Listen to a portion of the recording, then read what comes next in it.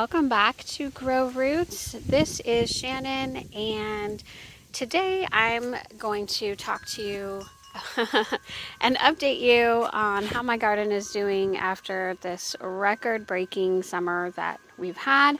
And the main talk on all of the North Texas gardening, forums that I'm on, a lot of people are asking, okay, so after this record-breaking, incredibly hot, 100-degree, 110-degree summer that we're still going through now, by the way, what plants do you have in your garden that are thriving so that we know what to plant for next year?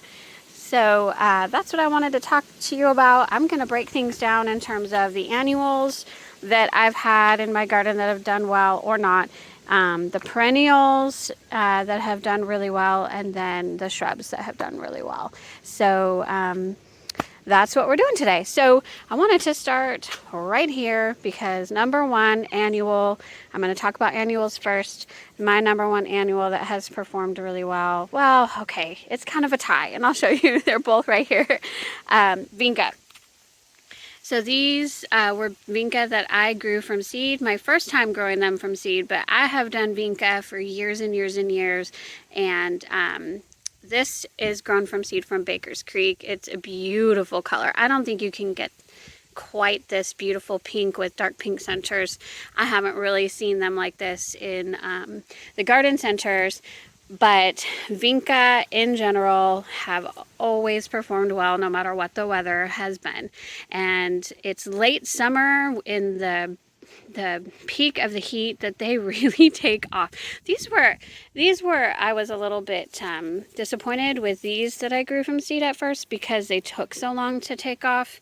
And Vinca are famous for that for sure. They like the heat, and this summer with our record-breaking temperatures, it did not faze them one bit. They are just outperforming everything right now.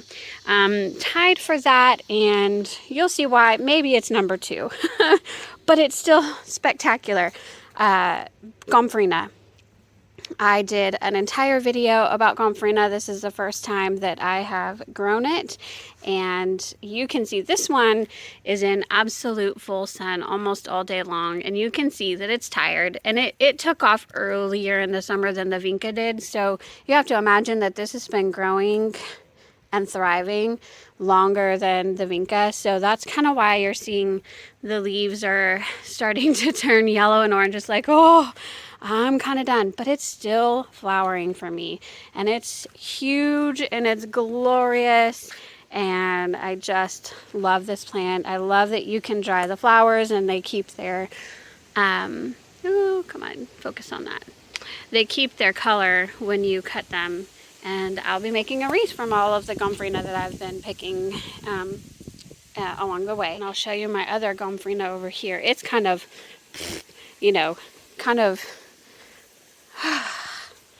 it's top heavy, but this view of it is still pretty spectacular.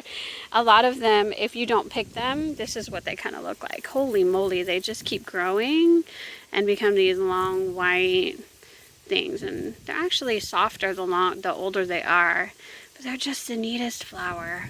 So definitely Gomphrena can handle the even extreme for Texas heat. Another annual, and I would call this a number 3 for me to be able to survive the extreme Texas heat that we've had this summer, are Cosmos.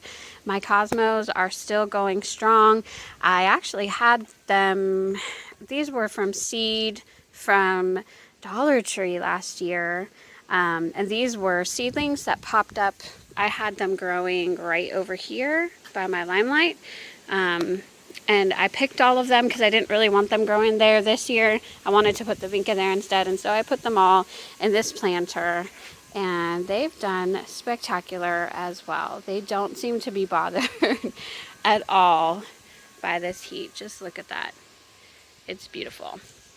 I believe tied for third with the Coleus has got to be these double up pink begonias by Proven Winners. I have this, it is in mostly shade, but this is a sun or shade plant. I have a feeling if it was in the sun, it wouldn't perform as well as it did for me this summer. But I'm definitely going to try a lot more of it in the landscape next year, kind of part sun maybe, and shade. But these double up pink begonias, I mean, it's putting on new growth for me. It's putting on new blooms for me. And we are still in 100-degree record breaking temperatures. We're, a week into September almost at this point where we should be cooling off, but we just aren't. And it's just this double up pink begonia is rocking it. And I absolutely love it. I will definitely be putting more of this in the landscape. I did have one one part break off back here. That's why it's a little bit empty, but do you see it's got new growth? I mean, it's a rock star. It's an awesome plant. And another Rockstar annual. I would call this a number 4, but really it's just quite amazing too. And you can see this bumblebee is flying around and enjoying the blooms. And a lot of people do not let this is Coleus. A lot of people don't let their Coleus go to flower. They cut them off before they do that. However, this Coleus, if I wasn't out here pretty much every day, y'all, it would be in flower. I have cut the blooms and cut the blooms and cut the blooms, and they just keep coming. And when it's 110 degrees out, you don't feel like going outside and cutting these blooms off. So here we are. But it is a rock star. This is a part sun environment right here. I also have it in full shade on my front planter, and I have it in various colors. This one's more of a green, and it is more of in the sun. It had some speckles of maroon in it, but in the full sun, I found that it's just green. I've got some back here as well. This purple is just magnificent. It's so beautiful. So yeah, this Coleus this is shade back here, and it's still done well. This one is really tiny, but just look at that. I mean, it's full of color still, and Rockstar annual for sure. Here is the Coleus that I have in a pot on my front porch. This one gets morning sun, afternoon shade, and it's just, whoo, it's huge. And then here's another that I had in a pot. This is mostly full shade right here.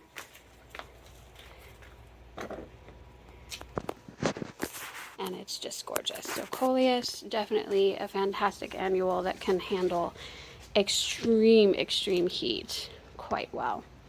And, oh, I forgot about this one when I was numbering all of these. I guess I would put this right up there with my vinca, maybe. If you consider this lantana to be an annual in Texas, some say it could perennialize. It's labeled as an annual, though. This is pink bandana lantana. This is one plant, and look how massive it is. It's taking over, my limelight. You can see it's all sun scorched, but it's kind of taken over and coming in with my limelight. It's taking over the verbena, which is no longer flowering for me, which is another annual, and it's fantastic. Love, love, love this pink bandana lantana. Moving on to, I would say, zinnias. Okay, they have been amazing for me, and they do like the heat, but this late summer has proven, every late summer for me with zinnias have proven to be just kind of difficult. It gets that fungus on the leaves. You can see right there. These are watered with a drip line at the roots, but it started coming in over the grass, and so I think it gets the overspray from the grass, and this part has gotten that like fungus stuff on the leaves. But I mean, the flowers, it just still continues to flower like crazy and grow like crazy. So zinnias definitely in the top there for an annual, but I will say that they struggle a little bit late summer. They get leggy, they get that fungus on the leaves. There's the Comfrena again. This is one plant that survived. I planted 4 of them. Only one survived. Them in this garden, it took a while for them to take off. But now look at them. They're taking off. They're mixed with some zinnias there. They're mixed with some rudbeckia there. And they are just happy as can be. So again, Gomphrena, rock star. So that concludes the annuals that have done well. Okay, so I guess we're going to move on to perennials that have done well. And I'm just kind of trying to order them in my mind, and my mind's not working that way today. So I'm just going to show you the perennials that are in my front garden since I'm there right now that have done well. And this number one that I'm going to talk about, maybe not number one on my list, but it sure could be, is this balloon flower. If you've taken any of my garden tours before, you might know that this was actually in a pot in my backyard, and all of my annuals that were planted here have now passed away and gone. So I decided today actually that I was going to transplant my balloon flowers to this top portion. It was a perfect fit, and so here they are. And this balloon flower, I cannot believe how well that it has done in this heat. It's a rock star again. You know, I just have to kind of trim the old blooms, but it just keeps blooming, and I've got new blooms all over the place. It just, wow. It is a wow perennial for me, and I absolutely love this color. I know you can probably tell, I've got a lot of blues and like purplish blues all throughout my landscape, but just great perennial balloon flower. I planted that from seed as well, from Baker's Creek heirloom seeds as well.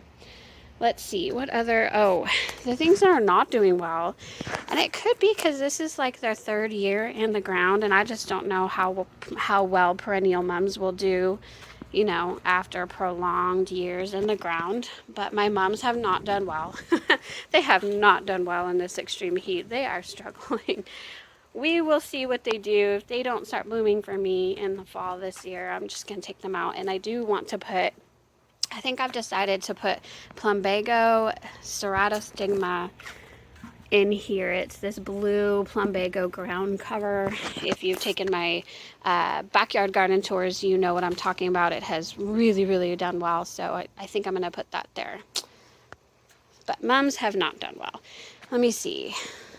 So Rudbeckia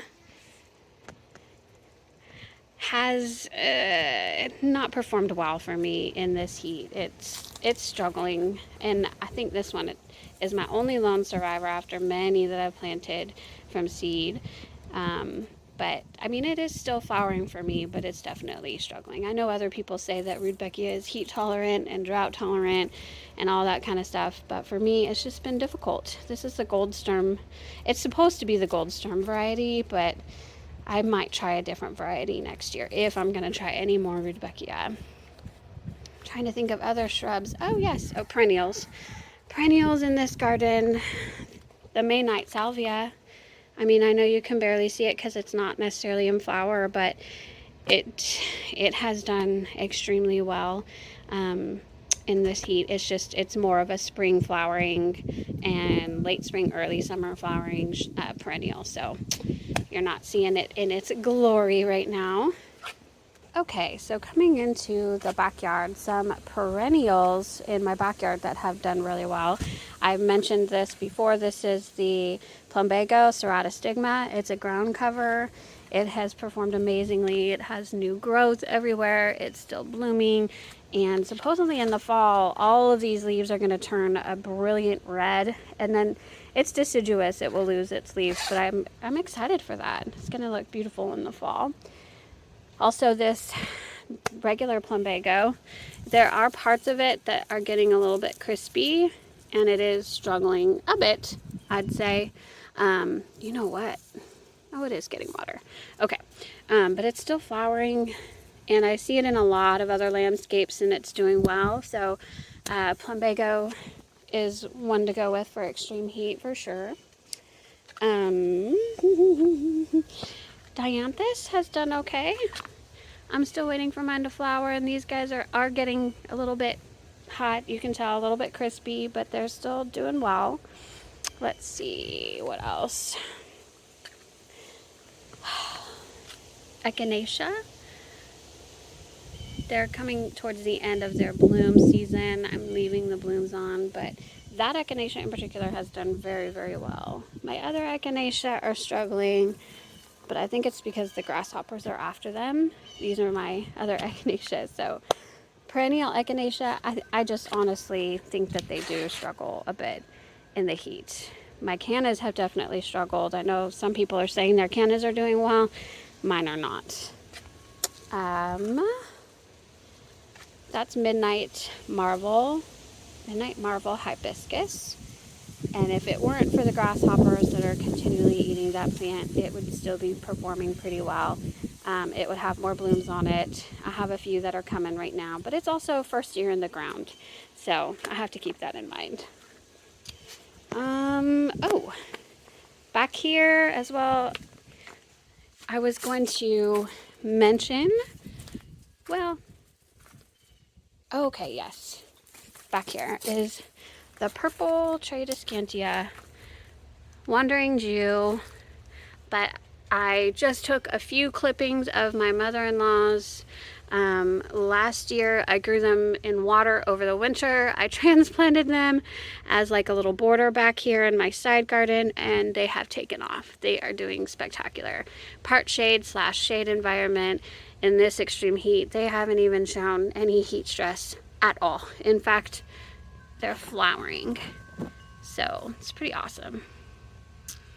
It's a great plant. All right. So while I'm back here, I'm gonna move on to the shrubs that for me have done well. And guess what? You wouldn't think this, but in this extreme heat, these are in the shade, by the way, but they're supposed to be hydrangea macrophylla. These have done spectacular for me. Really, this is their second season in the ground, and we've struggled a little bit with iron deficiency. So that's the soil, that's not the heat. And these have just done really, really well as the big hydrangeas that I have in my front yard as well. They've just done well.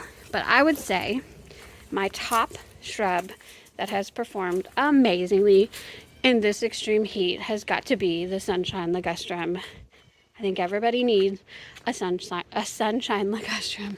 This thing is massive, and it has grown so much this year. And in fact, I'm going to limb this up to a tree form, so I could have more room down there to plant other things. But the sunshine ligustrum has not skipped a beat. There's no heat stress.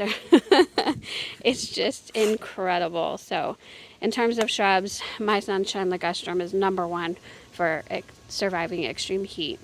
I've also got the Texas sage, which they're notorious for being heat tolerant, drought tolerant. This one has done okay. I do see a little bit of heat stress, and then I had one back here that I almost lost altogether. That could be me. I think I figured out the issue, but I trimmed it all up, and now this is kind of what's left. It's strange because it looks like it's spread. Like this is the original plant, but there's another like stem coming up right here. So I think it spread and is growing a new one. I'm not sure. So it's bouncing back. It's not dead, and it's a survivor.